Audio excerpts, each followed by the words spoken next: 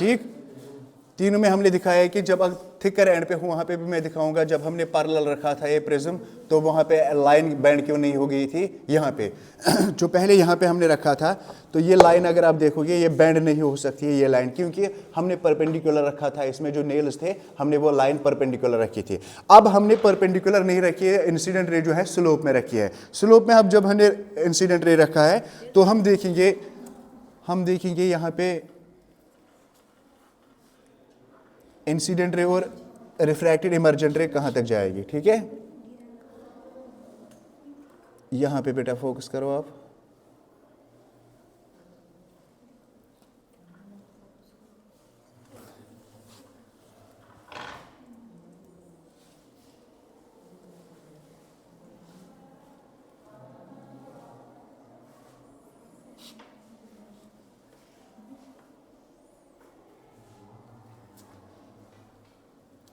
हाँ, तो देखो बेटा, बस शोर नहीं, देखो बेटा यहाँ पे हमने ये जो है ये लाइन यहाँ पे इंसिडेंट रे है, ये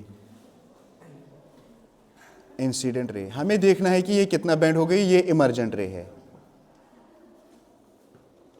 ओके, ये इमर्जेंट रे है यहाँ पे। अब अगर हम देखेंगे ये लाइन कहाँ से है और ये लाइन कहाँ से, पहले हम देखेंगे इसमें से,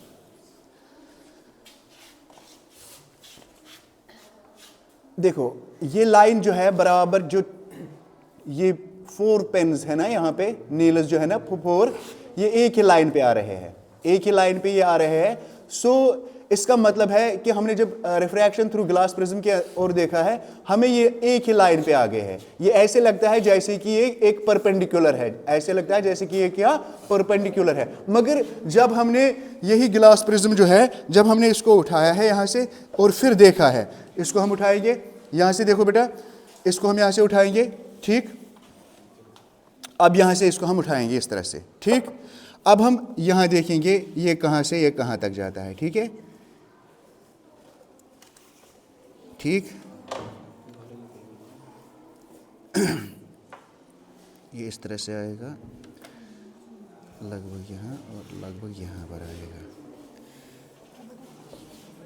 देखो बेटा अब हम इसको ज्वाइन करेंगे, अब हम इसको ज्वाइन करेंगे। ये था हमारा इंसिडेंट रे,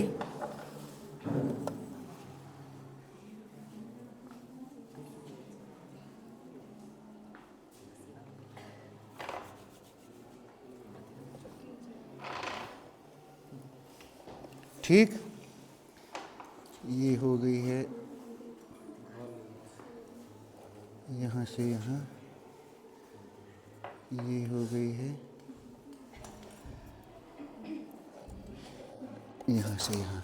देखो बेटा यहाँ पे अगर आप देखोगे और यहाँ पे अगर आप देखोगे, ये इमर्जेंट रे है, इमर्जेंट रे है, ये इंसिडेंट रे है।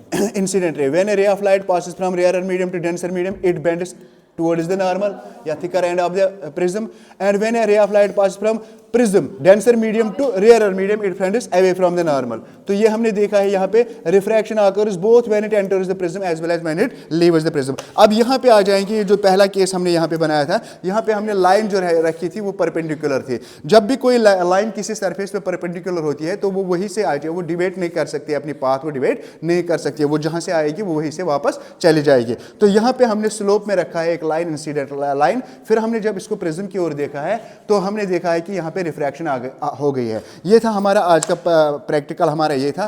तो हमने क्या जाना है इस प्रैक्टिकल के बारे में, हमने ये देखा है कि प्रिज्म जो है ये एक ट्रांसपेरेंट मीडियम है, ट्रांसपेरेंट ऑब्जेक्ट है। It's a transparent object made up of glass having two triangular ends, having two triangular ends, having two triangular ends and three rectangular faces, three rectangular faces. The opposite faces of a triangular prism are not parallel, hence they incline at an angle with one another when another। Refraction, अब अगर हम देखेंगे refraction through glass prism, refraction through glass prism में क्या होता है, when a ray of light passes from a rarer medium to denser medium, refraction occurs both when it enters the prism as well as when it leaves the prism, when it enters the prism as well as when it leaves the prism। But when a ray of light passes from rarer medium to denser medium, it bends towards the normal, and when a ray of light passes from denser medium to rarer medium, it bends away from the normal। In triangular prism, the opposite faces of a triangular prism are not parallel, hence emergent ray is not parallel to incident ray। But in glass slab, the emergent ray becomes parallel to incident ray, क्योंकि उसके refracted surface जो है parallel होते हैं। But the angle formed between two refracted surfaces is known as angle of prism, इसको हम angle of prism कहते हैं। When the angle formed between incident ray and emergent ray is known as angle of deviation. When angle of incidence increases the angle of deviation decreases and reaches the minimum value. So this instrument the prism है, it is used for splitting of light, it is used for splitting of light. तो यहाँ पे experiment भी हमने देखा है, यहाँ experiment भी हमने देखा है कि बैंड कैसे लाइन होती है towards the thicker part and away from the normal, ये इमर्जेंट रे है। अब अगर हम यहाँ पे देखेंगे जिस तरह से मैंने बोर्ड पे आपको दिखाया है, ये हो गया यहाँ पे angle of deviation, angle of deviation, ये एंगल ऑफ डेविएशन हो गया यहाँ पे। तो ये हो गया angle of prism, angle of prism, हाँ एंगल ऑफ प्रिज्म। तो ये था हमारा आज का प्रैक्टिकल। ओके ओके, समझ आ गया? तो ठीक है बेटा। तो स्प्लिटिंग ऑफ लाइट जब धूप हो जाएगा उस टाइम हम करेंगे स्प्लिटिंग ऑफ लाइट। कल मैंने दिखाया था splitting of light monochromatic light से। मुझे नहीं लगता है कि इससे हो जाएगा, तो फिर भी देखिए, ट्राई करेंगे। ठहरो 1 मिनट, मोबाइल दे दे।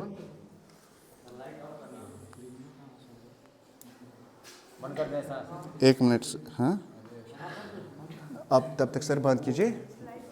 लाइट जब लाइट ऑफ हो जाएगी, अगर हो जाएगा इसमें तो फिर करेंगे, हैं? हाँ ऊपर वाला है, करो ये। हाँ 1 मिनट, नहीं हो जाएगा इससे, नहीं हो जाएगा, मुझे नहीं लगता है इससे हो जाएगा, नहीं हो जाएगा इससे।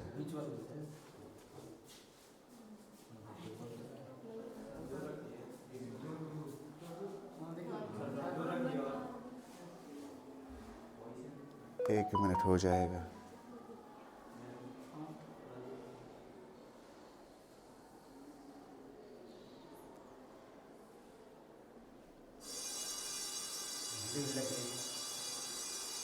जरा सर इसकी ओर फोकस कीजिए कैमरा को, उसको ऑन करिए सर।